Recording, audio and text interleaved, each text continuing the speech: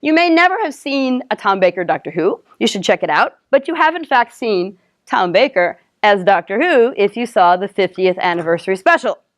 That was his special guest starring moment, right? And I think it's quite adorable. He was quite fun. He was, as I said, replaced by Peter Davison, who happens to be my favorite Doctor, although there was some controversy with the announcement of the new Lady Doctor. He actually said he was sorry that they had chosen to make her a female because boys would lose a role model that they needed. And there was a whole lot of, oh, you're old-fashioned, you're old bad, we don't like you. You have to listen to what he's saying.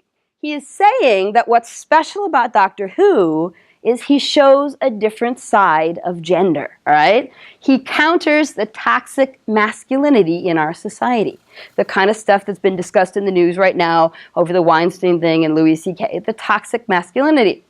The Doctor has always been a man driven by his intellect, his brain. He's not using violence to solve problems. And so what Peter Davison was saying was he regretted little boys not having this kind of man to look up to.